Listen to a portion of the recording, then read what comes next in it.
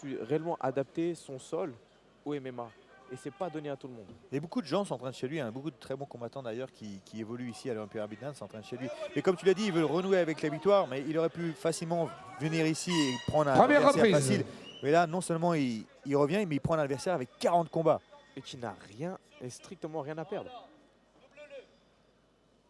Et comme tu le disais, Julius le Brésilien, mais je me souviens qu'il avait bien utilisé sa boxe debout. Non, parce que tout le monde parle de son sol, mais personne ne souligne le fait que Walid sait boxer. Il sait boxer. Oui, il a le coup d'œil, comme on peut voir là. Il prend son temps, il utilise son bras avant, il est gaucher. Sa dernière préparation, il l'avait fait à All Star Gym en Suède, dans la gym à Alexander Gustafsson, Ilir Latifi et d'autres. Là-bas, c'est une maison de tueurs. Ah, c'est une usine. Hein. C'est une usine où beaucoup de combattants à travers l'Europe vont s'entraîner là-bas. Super amené au sol.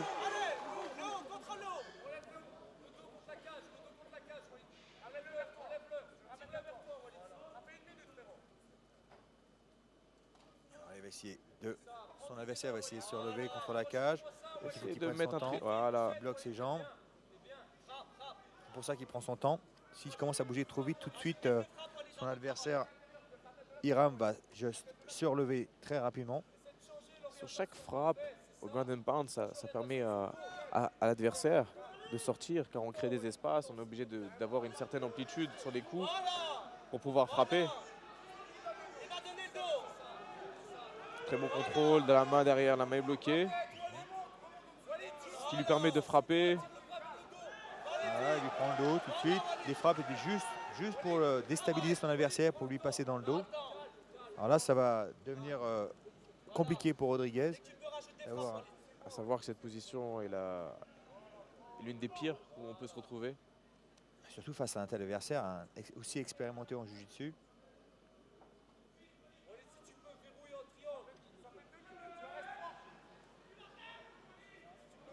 Il continue à attaquer au niveau du coup.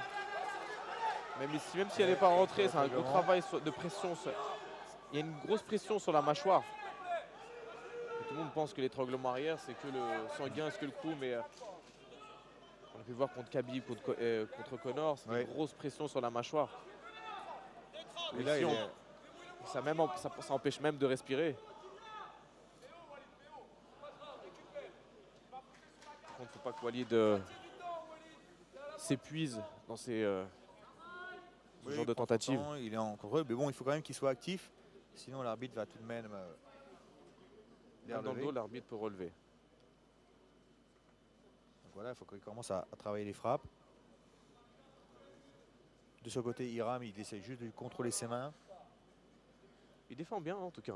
Il défend, mais il faut qu'il sorte de cette position. Il faut qu'il commence à sortir ses hanches. Travaille sur les crochets. Sortir un crochet. Mais sa tête est bien placée au niveau du sol, ce qui fait que c'est difficile pour Walid de l'étrangler. Alors pour les gens qui ne sont pas très familiers avec le grappling, les crochets, ce sont ces deux pieds que vous pouvez voir ici à l'intérieur de ses cuisses et qui l'immobilisent. C'est pour ça qu'il ne peut pas sortir ses hanches ni d'un côté ni de l'autre. Et donc automatiquement, voilà, il ne peut pas... Il est limité au niveau de sa mobilité. Donc il faudrait qu'il bouge l'un de ses pieds, donc l'un de ses crochets, pour pouvoir sortir sa hanche. Même un seul suffirait pour commencer déjà à créer une ouverture. Il y a aussitôt qu'une main va commencer à descendre pour pouvoir retirer un crochet, bien entendu, Walid de son côté va tout de suite partir sur l'intégration, donc c'est pour ça que c'est pas évident. Alors il parle un petit peu le dos, il peut partir sur une clé de bras ou il peut essayer de monter. 1 minute. On peut voir Iram concentré, même s'il se prend quelques coups. Il n'a pas l'air d'apprécier d'être dans cette position. Il provoque un peu, même si Walid ne voit pas ce que Iram fait. Il montrait qu'il baillait, qu'il s'ennuyait dans cette position. La dernière fois que j'ai vu quelqu'un faire ça au Japon, il s'est fait étrangler tout de suite. Ouais. Hello Japan. Je m'en rappelle. C'était pas Mayer? Non, c'était un combattant américain.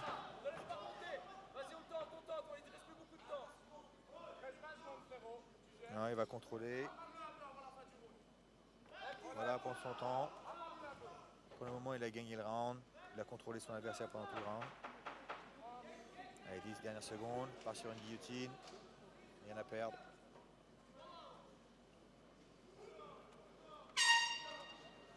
Fin du premier round. Ok, donc un premier round très axé sur le grappling. Que On Walid a a pu le voir, il y a eu complètement- très peu d'échanges debout. Ça s'est vite terminé au sol. Walid qui a pu transitionner vite pour le dos. Alors Hiram maintenant il sait à quoi s'attendre au sol. Donc, je suis sûr qu'il va tout faire pour ne pas se retrouver dans cette situation. Mais même cet échange de grappling, quand on en parlait avant, ça a dû aussi le fatiguer. Alors je ne sais pas s'il a autant l'habitude de tourner au sol. En tous les cas, ce qu'on peut voir là, il n'est pas trop fatigué, ça a l'air d'aller. En tout cas, Hiram ne l'est pas. Il s'est déjà levé et prêt à entamer ce deuxième round.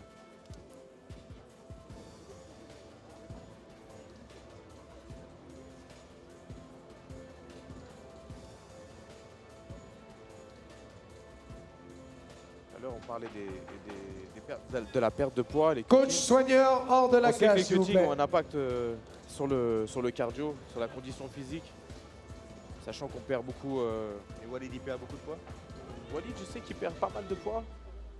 Après, à voir si avec le temps, il a pu prendre de l'expérience au niveau du cutting. Il est grand quand même pour 66 kg. Hein. Deuxième reprise. 1m80. Là on voit Il est assez va être costaud, beaucoup hein. plus agressif. Ouh, joli arme Voilà. au sol. Ah, Il faut qu'Hiram se relève tout de suite là. Hiram qui n'a Il va pas, se retrouver qui dans n'a la même pas apprécié position se faire amener au sol. Non. Hiram qui préfère la bagarre. Qui préfère l'échange debout. Il arrive quand même à contrôler ce sol, mais là il faudrait qu'il se relève maintenant qu'il a la main sous les aisselles sur le côté droite. Passage de garde, très beau, essuie-glace.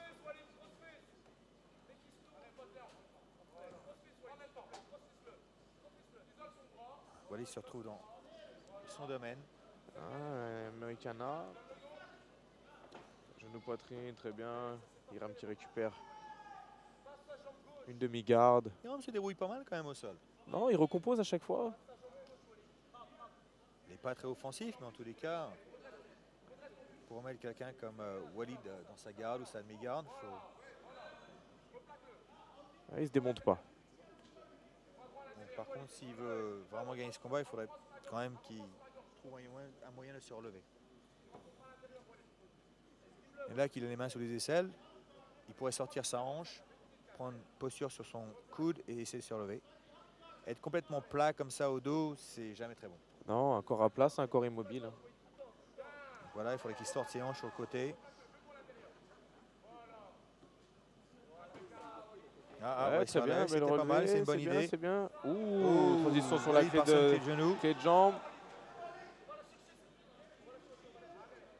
On a déjà vu une clé de jambe un peu plus tôt. Il va transitionner sur la clé de talon, je pense. Bon, il serait temps que Hiram réalise un peu ce qui se passe et sort de cette position au lieu de regarder son adversaire. Il a verrouillé. Ils sont en 50-50. Ce qui fait que 50-50, c'est la même position de chaque côté. Donc on a l'option soit de défendre ou soit d'attaquer aussi de son côté. Attention à ces clés de talon. Attention. Hiram défend bien. Hein. Il a le bras tendu. Il a le bras tendu, pardon, la jambe tendue. Le fait de garder cette jambe tendue, c'est difficile. La jambe tendue, normalement, c'est juste pour donner nécessairement de temps de pouvoir retirer sa jambe. Voilà. Juste regarder son adversaire, c'est... Voilà, là, il faudrait qu'il sorte. Maintenant, soit il sort, soit il remonte. Hein. Faudrait pas qu'il rentre dans le jeu. Voilà. Attention. Walid qui insiste vraiment sur cette clé de genou, clé de talon.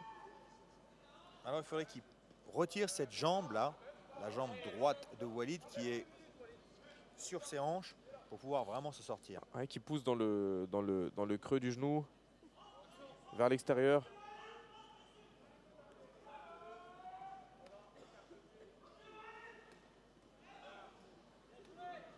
Ça rentre, c'est un peu du ping-pong à toi, à moi.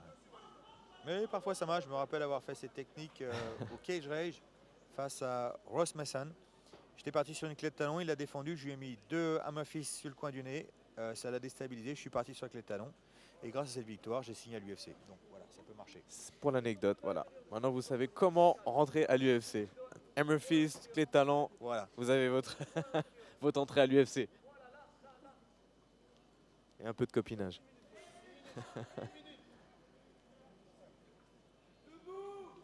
Allez, 1 minute encore dans ce deuxième round qui s'est encore déroulé à 90% au sol. Encore une fois, un peu comme le combat précédemment. Oh. Dans l'optique grappling. Alors là, il peut peut-être partir sur une clé de genou, partir sur l'autre jambe. Et il va remonter dessus, voilà, bien.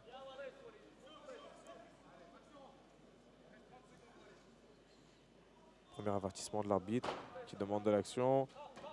Walid qui reprend une position Après, c'est tellement dur avantageuse. de contrôler. Walid, il bouge ses hanches de gauche à droite avec une telle facilité. Donc c'est vraiment compliqué pour son adversaire d'anticiper ce qu'il va faire et d'essayer de changer de position. On sent vraiment que c'est sa discipline de prédilection, hein. Il est vraiment très très à l'aise. Il a une légèreté dans ses hanches, mais en même temps, il est assez lourd dessus pour pouvoir plaquer son adversaire. Allez, fin du deuxième round. Fin du deuxième round. Bon, il va falloir qu'Iram trouve une solution. Parce que là, voilà, il a perdu les 2 premiers rounds. Mais c'est compliqué parce que s'il se lance trop sur son adversaire pour aller à la bagarre, Walid va encore une fois l'amener au sol. On va se retrouver dans le même scénario. Donc il faut qu'il soit agressif tout en gardant ses distances. C'est compliqué. Et peut-être même que Walid aimerait changer d'état d'esprit, c'est-à-dire plutôt échanger pied-point, ou peut-être pas, ne pas prendre de risque de rentrer dans la bagarre et de sécuriser sa victoire là où il est le plus expérimenté, le plus à l'aise, c'est-à-dire au sol. Mais on a vu, voilà, en 10 minutes, il n'a pas réussi à terminer son adversaire.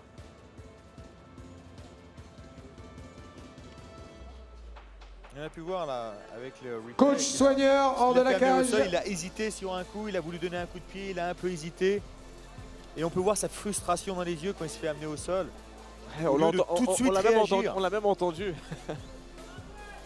Il a exprimé un peu son mécontentement lorsque ses fesses ont atterri Troisième et dernier round. le sol.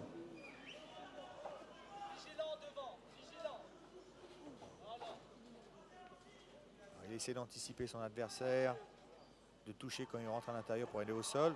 Et voilà, bon jab. Walid il sait bien utiliser ses points aussi, donc il faut qu'il fasse attention à ça. Il change de garde.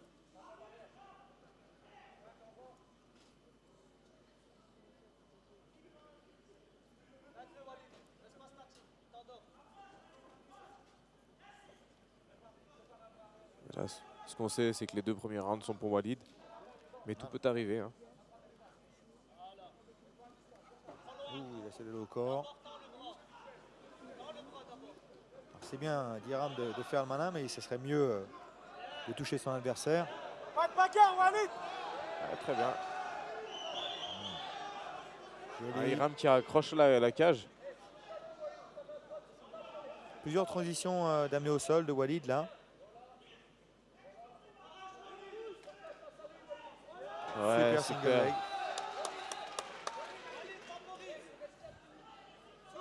Allez Iram, il faudrait qu'il se relève là s'il veut vraiment faire la différence, créer de l'espace, mettre les mains sous les aisselles, sortir ses hanches, prendre appui sur son coude et se relever. Ouais.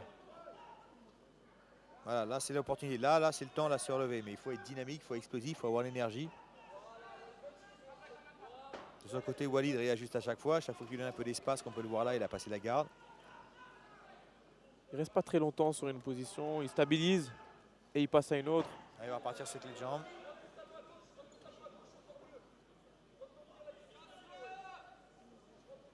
Encore une tentative de clé de talon.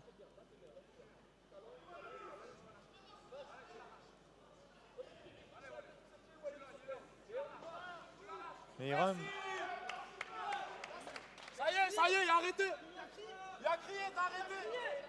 ah, C'est compliqué, son adversaire a crié, il a cru que c'était fini. Ah, il y a un petit peu de... Ah, il faut que l'adversaire arrête le... Il faut que l'arbitre, faut que c'est à l'arbitre cesse le combat. d'arrêter. Il y a eu un cri. On l'a pu voir tout à l'heure avec Charlie, où il a crié sur la clé de talon. C'est un abandon verbal. Après, je n'ai pas personnellement entendu. L'arbitre est à côté, il n'a pas aussi entendu. Donc, voilà, c'est à l'arbitre de prendre cette Je décision. pense qu'il a crié par anticipation. Peut-être. Là, il l'a par contre.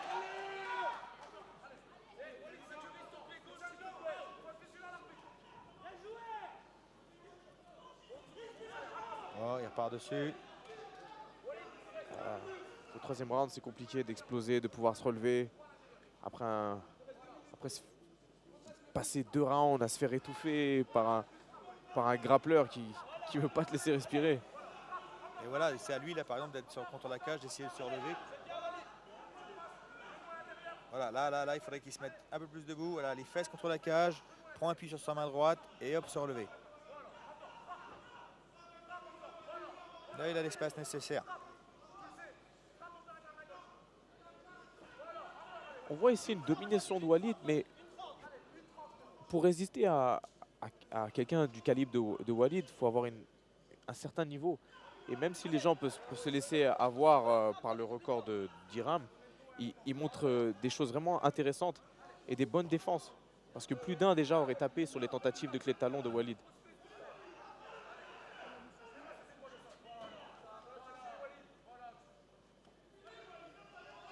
Ah, il est durable, tentative on l'a dit, de Brabo. il a 17 défaites par décision, donc voilà, il est assez durable comme adversaire. Ouais, dur à finir. Et là, il le montre encore une fois ce soir.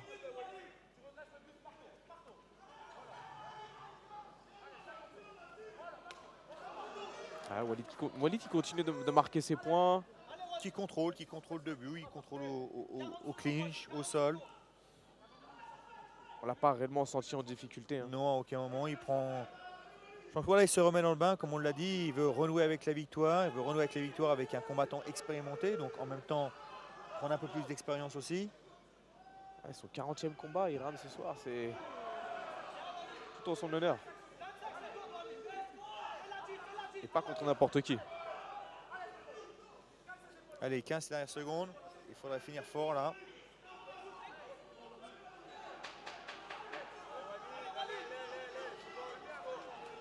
Les derniers échanges. Allez, fin du combat.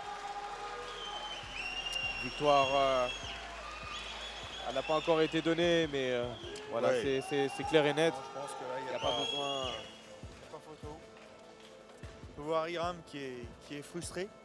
Comme tu l'as si bien dit, il a l'impression qu'il s'est fait étouffer, frustré Il n'a pas vu le jour. Il n'a pendant pas... 3 rounds. Mais c'est aussi ça le MMA, qu'on ne peut pas en vouloir à son adversaire.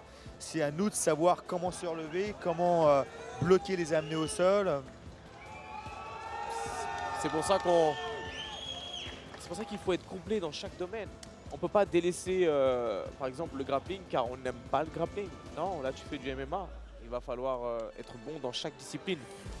Et ce que beaucoup de gens n'ont pas compris, c'est que c'est pouvoir défendre la lutte ou défendre le grappling. On ne peut pas juste apprendre. C'est-à-dire qu'il y a des gens qui disent « Ah, moi, je veux juste défendre, les amener au sol ». Non, pour être bon défensif, il faut être bon offensivement. Donc si tu n'apprends pas à lutter toi-même, et si tu ne fais pas de la lutte, et si tu n'essayes pas d'amener des gens au sol, tu ne sauras jamais défendre ces techniques correctement. Et c'est pareil avec le grappling. C'est ce que j'essaie justement de transmettre à mes élèves. C'est pas uniquement la défense. Il faut connaître tous les aspects. Même par exemple, il faut apprendre à attaquer à gauche au sol et aussi attaquer à droite. C'est pas tout le temps tu fais le même passage du même côté. Il faut connaître les deux hémisphères et tout ce qui va avec, tout ce qui entoure, toutes les autres disciplines. Et c'est ce qui fait la beauté de notre sport. Déclaré vainqueur à l'unanimité, coin rouge, Walid Segui. La jolie victoire de Walid Segui face à Iram Rodriguez.